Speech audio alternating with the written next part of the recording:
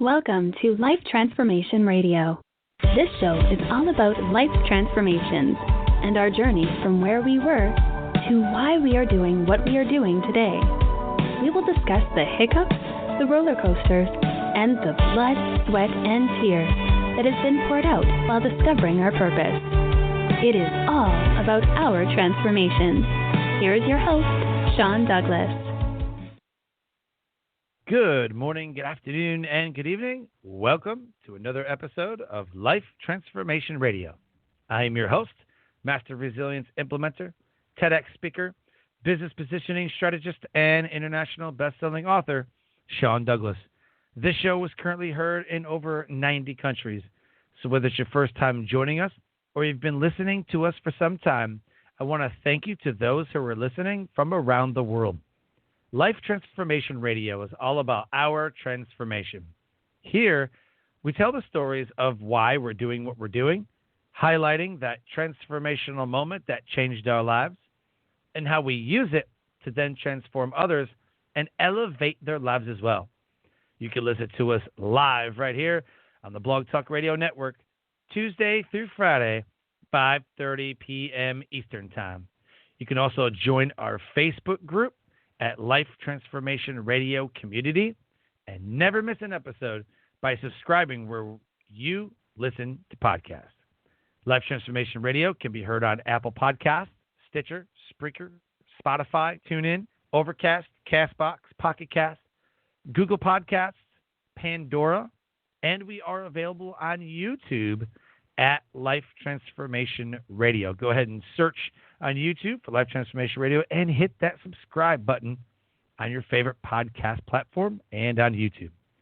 On the show, my guests are entrepreneurs, speakers, business owners, coaches, podcasters, authors, amazing human beings that are impacting the world around them. And my guest today does exactly that. If you have any questions for any of the guests that I bring on the show during our live broadcast, Tuesday through Friday, 5:30 p.m. Eastern Time, go ahead and give us a call at 657-383-1109. Again, the number is 657-383-1109. If you're listening to this on the recording on your favorite podcast platform, consider joining us at 5:30 p.m. Eastern Time on the Blog Talk Radio site. Go ahead and go to blogtalkradio.com/Life Transformation Radio, and you can join us live Tuesday through Friday, 5:30 p.m. Eastern Time. And with that, please help me welcome to the show my guest for today, Dr. Gail Gazelle. Dr. Gail, welcome to Life Transformation Radio. Hello, great to be here. I am super excited to have you on the show. We were kind of talking beforehand, and you do a lot with resilience and burnout. I absolutely love resilience. I could talk about it forever. So I know that this is going to be a really, really informative show. And it seems to me that a lot of people right now are going through some difficult times and really need to hear about resilience.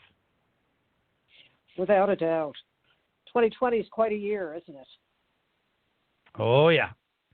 It's been lots of ups and downs. But I just heard today that GDP, if you follow stuff like that in business and economy and things like that, the GDP went up 33%, I guess, in the last quarter. So I guess that's good, but I don't think people translate it that way. They're like, well, that's great, but, like, I'm still struggling. Like, we still don't have a job. Like, we still have no money. So, I mean, there's a lot of things that are going on in people's lives, and I think that hopefully today we can give them a couple techniques and some tips that will hopefully stop the going down the spiral, if you will. I think that's so important because whatever the GDP shows, we know people are struggling. We know people that have lost their jobs, are homeschooling kids, even though they have to be at two different jobs to make ends meet. People are being evicted from their homes because they don't have income and can't keep up with the rent.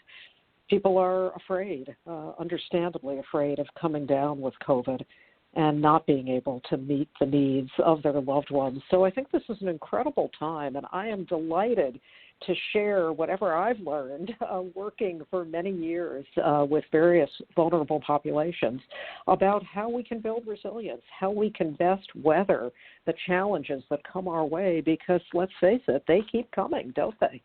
Mm-hmm. Yeah. Oh, absolutely. I 100% agree. Yeah. Yep. And, let's face it, suffering and difficulty is part of the human condition. We sometimes think that we're somehow going to be bulletproof, that it won't happen to us and to our loved ones. Or we may think, on the other hand, that other people have it much easier than we do, and that our struggles are unique. But I think one key aspect of resilience is really keeping in mind that struggle, anguish, and suffering and difficulty are part of the life path for all of us. Some of us suffer in bigger ways than others, but it's important really to build resilience, to recognize that we all travel on a journey, and that journey for all of us has bumps and difficulties. And I think even knowing that can give us an important perspective that allows us to harness our inner strengths and resources and meet the challenges that we face. Yeah, I 100% agree with that. Well said. Today's episode is titled Everyday Resilience with author Dr. Gail Gazelle. She is a former hospice physician, part-time Harvard Medical School assistant professor, and master certified coach for physicians. A longtime mindfulness practitioner and educator, she is also a certified mindfulness meditation teacher. Dr. Gazelle's life has been devoted to helping vulnerable people get what they need to get through the difficulties they face. She began her career as a hospice physician and spent 15 years caring for seriously ill patients and their loved ones. She then switched her focus to healthcare professionals and the difficulties they face in what we all understand is a broken healthcare system. She became an executive coach. Over the past decade, has coached over 500 physicians and physician leaders on leadership development, mindfulness, emotional intelligence, and moving from burnout to balance. She's a sought-after speaker and provides dynamic keynotes, workshops, virtually and in person. Dr. Gazelle has had her own resilience journey, moving on from a childhood that included severe abuse and building a life that includes much success, joy, and laughter. Dr. Gazelle is the author of Everyday Resilience, a practical guide to build inner strength and weather life's challenges. Released this year in August 2020. Her work has also been featured in such diverse venues as the New England Journal of Medicine and the Oprah Magazine. Her website is Gail, G-A-I-L, Gazelle, G-A-Z-E-L-L-E, GailGazelle.com. Her Twitter and Facebook is at Gail Gazelle, MD, Micah Delta, MD. So you can check that out. Check out her Facebook, check out her Twitter, look at the website, send her a friend request on your favorite social media platform, letting her know that you listened to this episode of Life Transformation Radio. Dr. Gail, the first question I have to ask, and I believe is the most important question we could all be asked, is why? Why do you do what you do? What a great question. I do what I do so that people do not have to be alone in the vulnerable, dark, and difficult moments of their lives. I began my career as a hospice physician. I was drawn to the field of end-of-life care before it really even was a field. And I was drawn to that population because people who are terminally ill, who are facing the end of their life, at that point in time, a number of decades ago, were very alone in their journey. The medical profession hadn't really established a field of palliative care that we now have. And there was almost a sense that if you couldn't cure a disease, well, the patient was just kind of left hanging, frankly. I remember in my training, we'd go, from room to room in the hospital on rounds, look at this interesting case, look at that interesting case. And then the attending, the chief of our teaching service would walk right by the room of somebody who was terminally ill because that was considered a boring case. So the kind of isolation that people experienced near the end of life was very painful for me to think about, and I wanted to do what I could do to help individuals in that vulnerable time of isolation. Similarly, when I pivoted in my career and became an executive coach for physicians and physician leaders, I wanted to help wounded healers. Many physicians have had their own journey of difficulty, and they have wounds. And they're so busy learning how to be a good doctor and be the expert that they don't always learn how to take the time and attend to their own deep wounds. And that gets in their way. At some point, that leads to burnout and lack of resilience. So I was really drawn to help my colleagues across North America build the resilience skills to keep them from being isolated in their time of need. Wow. That's powerful. Wow. I keep thinking about the whole time, like that poor person that's terminally ill. It's like, forget that person. Let's go to this other one because this, man, that's crazy. My friend and fellow speaker, John Vroman, about 12 years ago, created a foundation called Row Foundation. And what that does is he takes people, adults and children, who are facing a life-threatening illness to any front row experience they want. It could be a concert, it could be a sports game, it could be some kind of a movie premiere, it could be whatever it is, a trip, whatever it is. So, they've taken, I remember a 4-year-old that they had a video of. A 4-year-old got to meet Kelly Clarkson. Another guy, he ended up passing away. It was a 16-year-old kid with a brain tumor, and he wanted to go see the Denver Broncos. So they sat at the 50-yard line behind the Denver Broncos bench. Front row. And got to see all the Broncos players and everything. And there's an older lady with breast cancer. She went to a Bon Jovi concert. A friend of ours, good friend of John's, Hal Elrod, who is the creator of The Miracle Morning, which you're going to hear a lot more of because they just made a movie about it.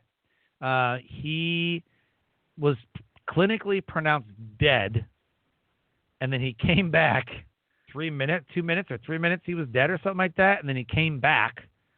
And then he survived that as like a bad accident. And then all of a sudden he got sick and he had like some kind of leukemia, cancer, something like that.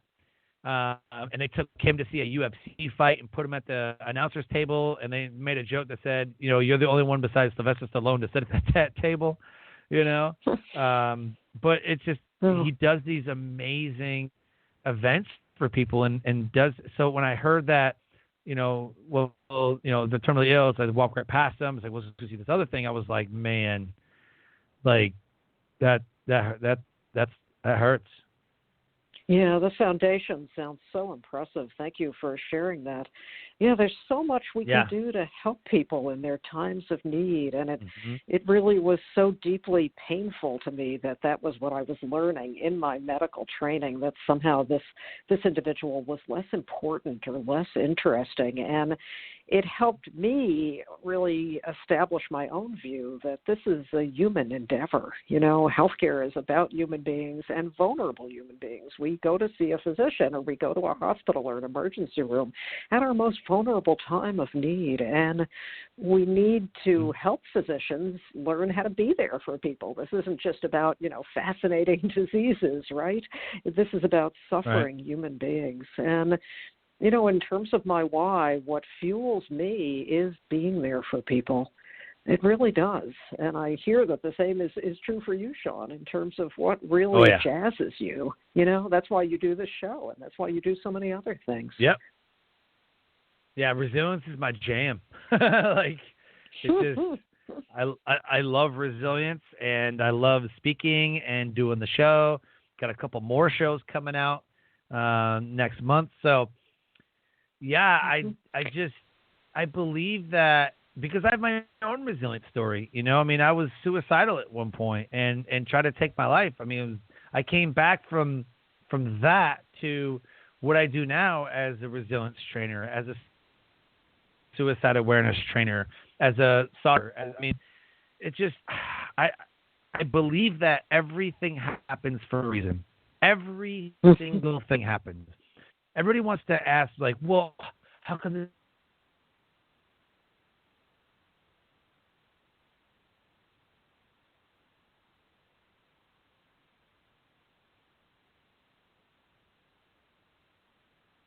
Hi, Dr. Gail, you with us?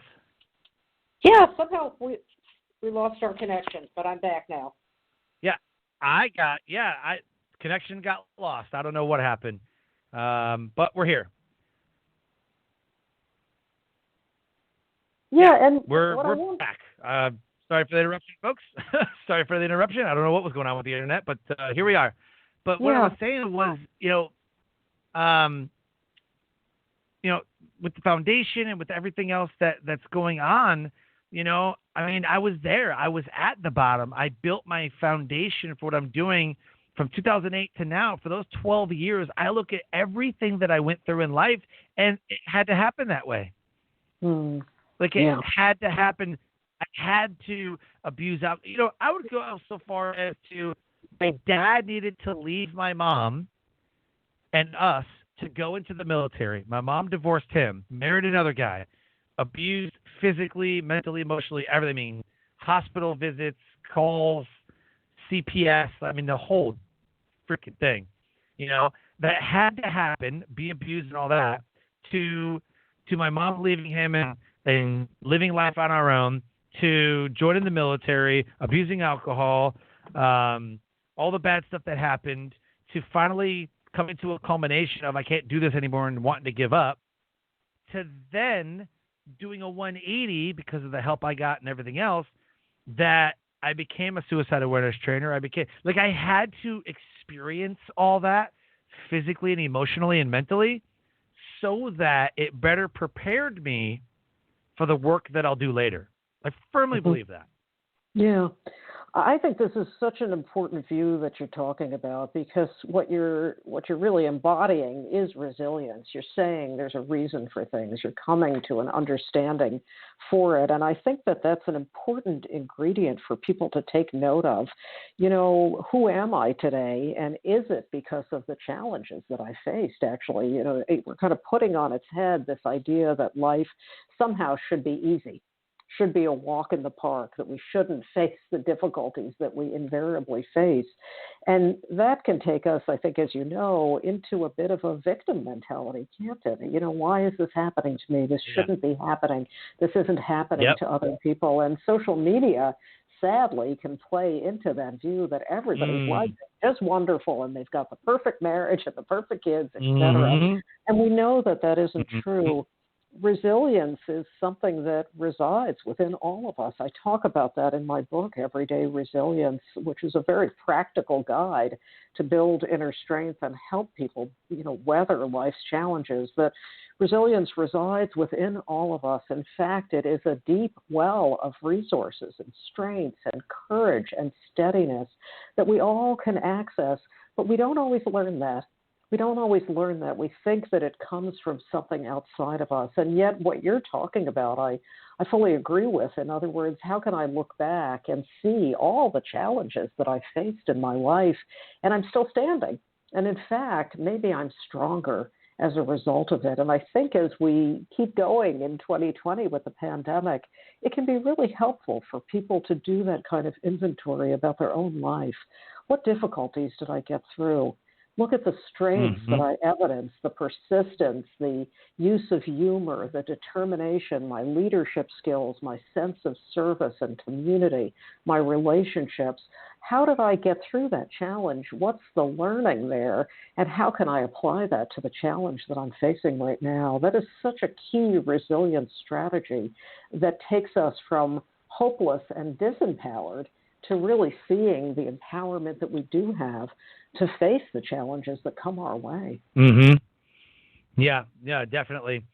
I went through a couple of my early life challenges and abusing alcohol in the military later on in life, and I tell everybody like I'm not a success story, man. I battle every day. I battle. uh you ever seen that picture of the thing that's like, I start here and it goes, I'm going to be a great entrepreneur, and then all of a sudden you go low and you're like, entrepreneur life sucks, and then it goes high again and you're like, I don't even know why I doubt myself, I can do this, and then all of a sudden it goes down again and they're like, nope, can't do this, and then it goes up and they're like, I just made a ton of money, how do I ever doubt myself? And it just keeps doing that, like the up and down, up and down. That happens. Mm-hmm. That's like a real thing. Like, I don't care. Even in my military career, that happened. I'm trying to get promoted. I'm trying to make rank, and results are coming out. I'm like, yes, I got this. Come on. Not selected. Oh, dang it. Like, it hurts, And then you hear about, that guy made it every time. He made it his first time ever.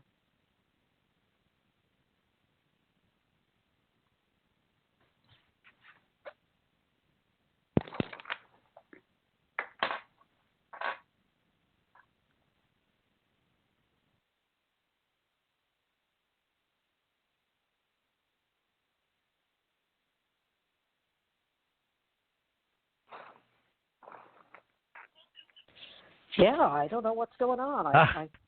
Yeah, all of a sudden I can't hear you. Yes. So the hurricane that went through New Orleans, Zell, Okay. whatever it is now here in North Carolina, and it is super windy outside, and it's like knocking over things. I mean, it's really windy, so I'm assuming that's probably what it is. Because my kids just came in and they're like, yeah, the Netflix is off, and I'm like, yeah, the internet's off too. Hold on. Well, it's a good thing that we're of the resilient people, aren't we? We know that these are small potato definitely. Definitely.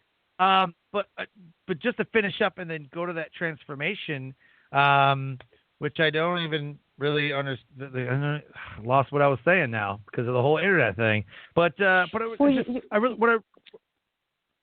ahead.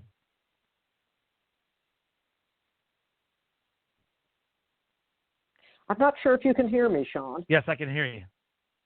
Yeah, well, I think you were asking me about a transformational moment, so I'll go ahead with that. And, you shared with your listeners that I've had my own resilience journey. I, like many, and maybe yourself and some of your listeners, grew up, unfortunately, in a very abusive home.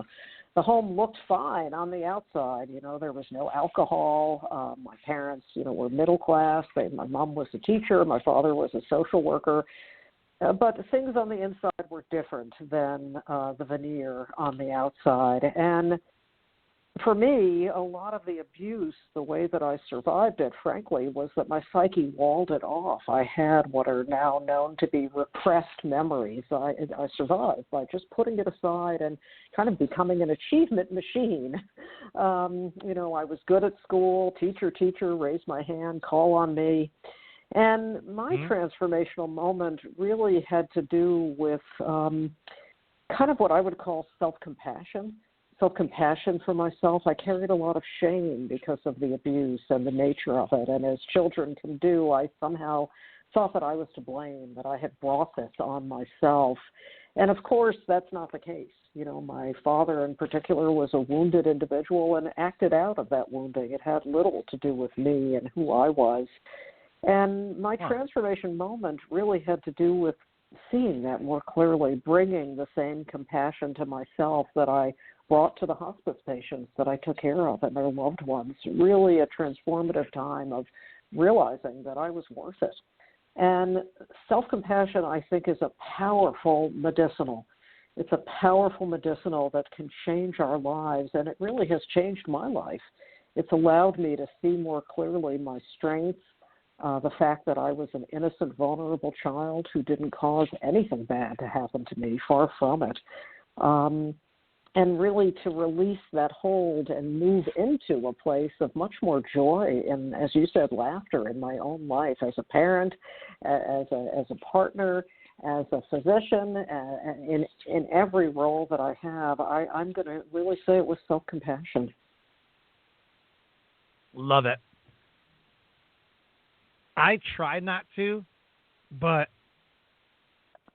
I blame a lot on the parents. Mm-hmm. I really do.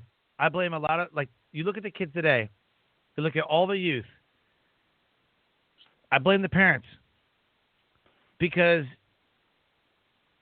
based on my life, and this is, and people who have, I mean, so you went through severe abuse. I went through abuse. I watched my mom get beat up.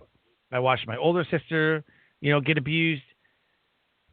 I look at the parents, and my goal when I became a parent, I said I never want to be what my stepfather was, what my stepdad. I never wanted to be what he was, but I never wanted to be what my mom was either, and like not sticking up for the kids. And maybe she got beat up for sticking up for us. I don't know.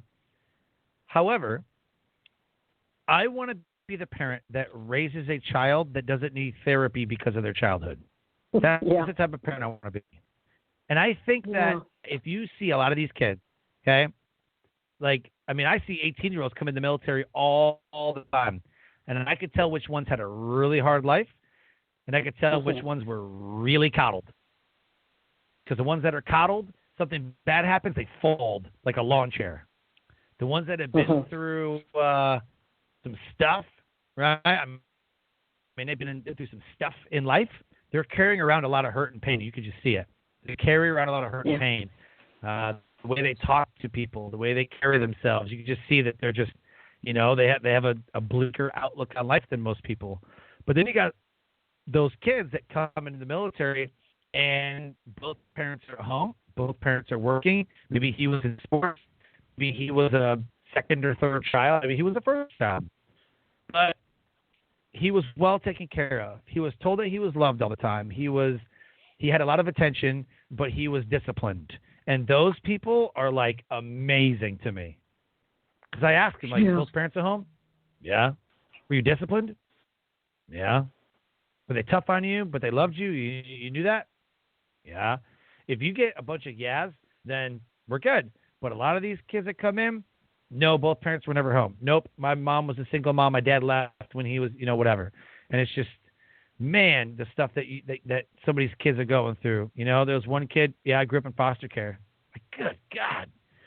And he's like, I was with 6 families. Dang, you ever find your mom? No, I have no idea. Yeah, I couldn't agree more that the impact that we have as parents is absolutely profound, the damage that we can do, and really what every parent is called upon to heal your own wounds so that you don't reenact them with your children. But I'm just going to say that I see it a little bit differently. I know from my own parents that they never would have done what they did if they didn't have their own unhealed wounds. I fundamentally believe that human beings are born with a tremendous amount of goodness. And again, that inner well of resilience that I firmly believe we all have within us. And then life messes us up, doesn't it? Things happen to us and we're mistreated and shamed and blamed for something that has nothing to do with us. And then we internalize that and we have something that festers inside of us. And for me, that's been a very helpful viewpoint to see that people only do the heinous things that they do to children and otherwise because of their own deep woundedness. It's helped me have a lot more compassion for people who do things that seem inexplicable to us. So I'm on the side of how can we heal everybody's wounds? How can we help people tap into their own inner strength and goodness? Because it's so easy for people to lose their way. So when you ask about my why and what am I doing to kind of help the world around me, I feel like that seed of compassion has been very important in my own life to develop that, to see the good in people, because the more we see the good, in fact, we can harness it and we can build more of the good. So that's a little bit of where I'm coming from here. Love it. So for those listening right now, how can they become more resilient? Yeah. Well, there are a number of things, and let's start with human connection. We're a connected species, aren't we? We're never meant to live in isolation. And so one of the most important things we can do to build and nurture our own resilience is to lean into our relationships, to not try to go it alone, to not see leaning on people as a weakness, because it isn't. It's actually fundamental to the human connection. So what does that mean in the time of COVID, when we're all socially distancing and wearing masks and trying to stay indoors, and, telehealth for the physicians that I work with? It means really maintaining the ways that we can be connected, smiling. We can see when somebody's smiling behind their mask. That's so important that we say hello to people if we pass them on the street, even if we can't get within 6 feet of them. It's so important that we lean into the sustaining relationships in our families, in our church communities, in the world around us. So I think connection is fundamental, and to be very intentional about our connections. I think the second ingredient that's really critical for building resilience is flexibility. Flexibility in how we see the world, flexibility in the stories that we tell ourselves, flexibility with realizing that so many of the thoughts that we have on a given day aren't really helping us, and in fact are contributing to some of the downward spirals that we can get into. So how to be more flexible and challenge ourselves, when we get into a fixed point of view that something is bad or that we can't be happy because of the difficulties that we're facing, to challenge ourselves, to step out of that fixed mindset into something that is more flexible. And there's so many ingredients here, but a third that I will just share is how to cultivate positivity. Not a false kind of positivity, not a just put a happy face on and be Pollyanna, but how to truly see the good that is always there, even in the midst of tremendous tragedy. And I learned that so much from working in the field of end-of-life care with patients who had terminal illnesses that we couldn't change. And yet, how do you help people still have the fullness of the lifespan that they do have, as opposed to what they don't have? So those are three ingredients of really many more that can help us tap into and grow our own resilience. Yeah, I think the number one way to build resilience is gratitude. Gratitude has been scientifically linked to lowering your anxiety, your stress, and depression. If you had a daily gratitude habit, you would become more resilient. And I find myself doing this. I have a gratitude habit that I do every day. And I'll be talking to somebody that says, you know what's great about this? And I hear it in my head, and it really doesn't register. And then so they'll say, did you always say that? You always say what's great about this. And I'm like, oh, yeah. Yeah, I do. But I'll just be in mid-conversations, and I'll just like, oh, dude, I had an amazing thought. You know what's great about this moment? Or somebody will say, like if I'll be coaching a client on business or speaking, or they'll say, well, what if we do this? And I'm like, that'd probably work. And you could do this way. You know what's great about this? And then I'll have just like this kind of personal breakthrough moment. I'm like, oh, this would be super cool. And they're like, oh, that would be cool. And then boom, we just go with it. But I always say, you know what's great about this? But if you always say that, every bad moment is followed by a good moment. And then another way that we can just for saying that. That's good. That's good. I mean, every day, three blessings a day. It was part of my TEDx talk. Was developing an attitude of gratitude. You can actually rewire your brain to be positive, because our brains are negative. Our brains would love for us to be naked in a beanbag chair in a bubble eating Cheetos in front of the TV. It's very safe and comfortable. That's what our brains want us to do. It never wants to do anything dangerous. That's why everybody says, get out of your comfort zone. Get out of your comfort zone. You got to tell your brain, it's a learned behavior. Resilience is a learned behavior. You're not born resilient. It's a learned behavior. If you can just once a day say, these are the three things I'm thankful for. This, and this. And you do it every day for 60 days. You would rewire your brain to form a new habit. And when you form a new habit, it becomes a ritual, it becomes culture. Other people see what you're doing, and they start doing it. So just create a gratitude habit. And then the second thing that I think builds resilience is mindfulness. I love mindfulness. I had a great mindfulness teacher on the show a couple of years ago, and we had a great conversation about where the world of mindfulness is going. And I loved in your bio we had touched on mindfulness. So this is kind of like coming in full circle. This is amazing. I think mindfulness isn't just sitting on the couch with your legs crossed, and all that. That's not mindfulness. I believe mindfulness is you being completely aware of your thoughts, your feelings, and beliefs, and how you project that into the world, simultaneously understanding through emotional intelligence the way somebody else displays their thoughts, their feelings, and beliefs. So I think mindfulness and emotional intelligence are the last two pieces. Gratitude, mindfulness, emotional intelligence. If you learn those three, I think that you are well on your way to becoming resilient. I couldn't agree more, and I'm finding it very interesting as we move through the pandemic that I'm hearing a shift in the clients that I coach and work with from look at all the difficulties, look at the ways I can't be happy because of everything going on in the world, look at all the uncertainty, how can I manage, how can I plan, to looking more with gratitude at what we might think about the silver linings. You know, my son being home from college, somebody might say, what a silver lining.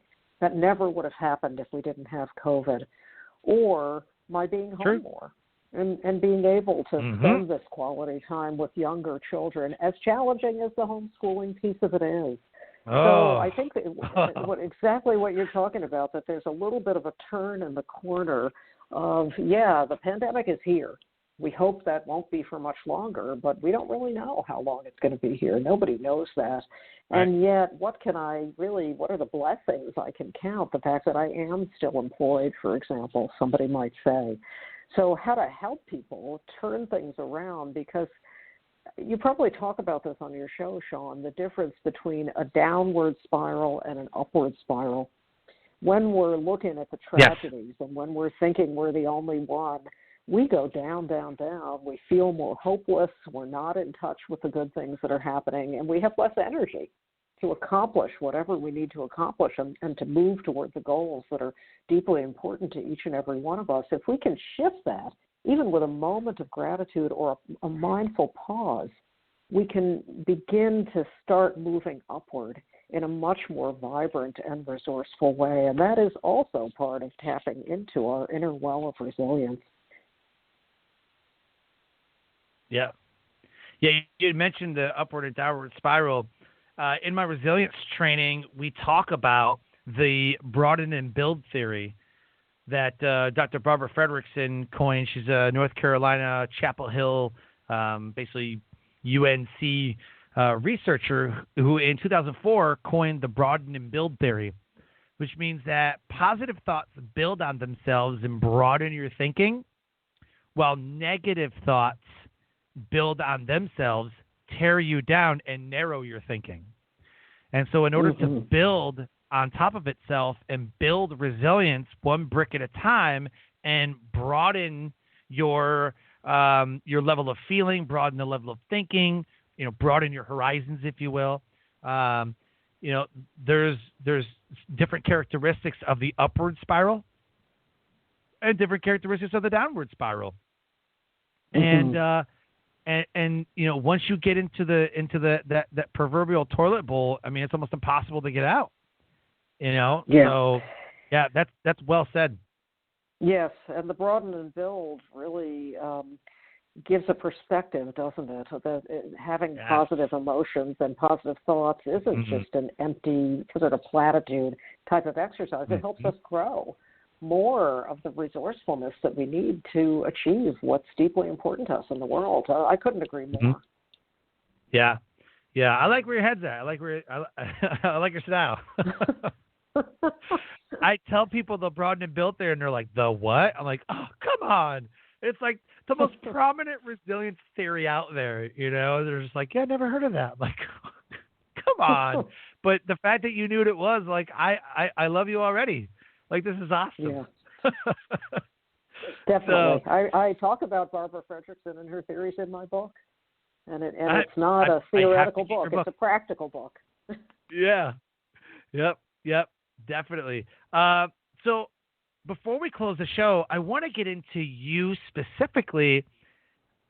How do you elevate the world around you? Well, I think that we all elevate the world around us in the choices that we make, the daily choices that we make. We don't always see how vitally important it is for us to show up at our best with the people that we interact with. I think we're seeing a lot of this in the politically contentious times that we're in. Here at the end of October before our big election, we're seeing people, digress into nastiness and intolerance and, well, I don't like you because you don't have my same political views. I'm going to withdraw. I'm not going to spend time with you. And all of that adds up to the world and shapes the world around us. I feel fundamentally that every day I have a lot of choice. I have a lot of choice about how I show up in my life in every single interaction that I have. If I, go to the bank and I don't like what the teller says to me and I start, challenging, how could you say that? You're not seeing what I really have in my account. That impacts that person. As opposed to me being curious, hey, help me understand what's going on here. I know it's not your fault that you have to give me this bad news about a bank account, but, help me understand. How can we work together? That impacts that individual. They could go home at the end of their day and talk about a positive interaction and feel elevated by it themselves, or they could go home and talk about all the difficult people that they had to interact with in that day. So I think it's all about choice. It's all about seeing all of the choice points that we have, even when we feel like life is spinning out of control. We still have so many choice points, and that is our freedom.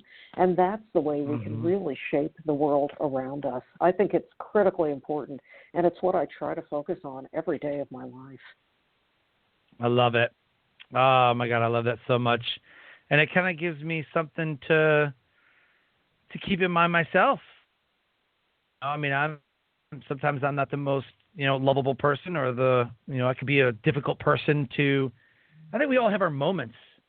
So many people are like, I don't know, I'm just having a moment. I'm like, that's good. That I think everybody gets a moment, But then some people go, oh, why are they acting like that? God, they're acting so ugly. Like, can they not be okay for 5 seconds? Like, maybe they're dealing with something. Like, everybody deals with something, in their own way. And I think demonizing the way that somebody handles it. I mean, as long as you're not like punching walls and throwing things and whatever, just acting like a crazy child, throwing a temper tantrum. I mean, but if somebody needs to,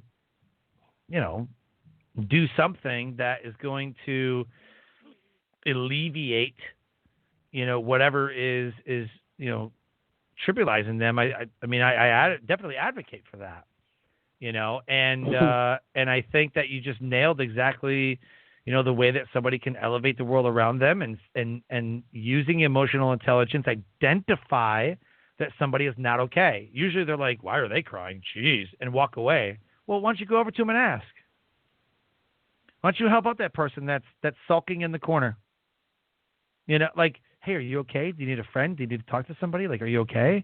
Like, if we just took a moment to humanize the human problems, because what you and I will eventually go through in life is not the first time that someone has ever gone through this.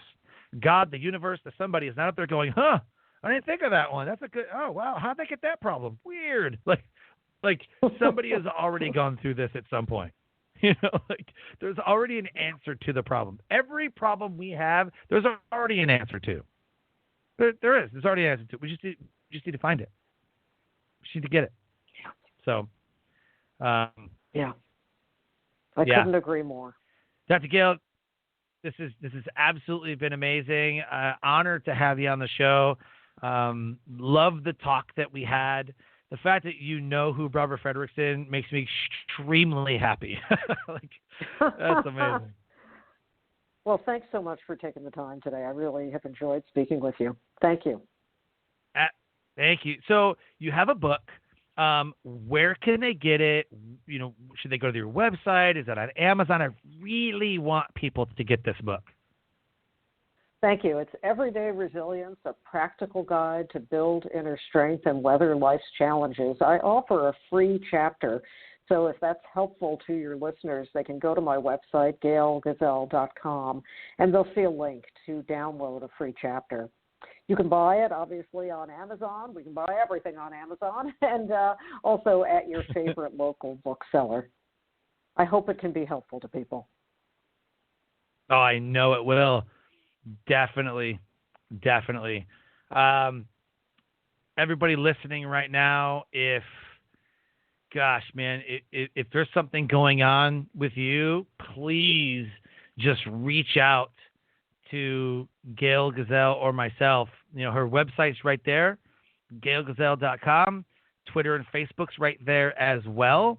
And I just hope that whatever you're going through, that you come out of it on the other side and you have a story to tell for others that might be struggling. So, Dr. Gail, thank you so much for coming on the show. Well, thank you again for having me. Life Transformation Radio listeners, an amazing guest impacting the world around her. If anything has resonated with our conversation today on Life Transformation Radio with Dr. Gail Gazelle, please reach out to her at her website, gailgazelle.com, Twitter and Facebook, Gail Gazelle, MD. The links are in the show notes. Click on those. If you want to donate to Life Transformation Radio, you can click on that link as well. And with that, I close the show by saying, live your brand.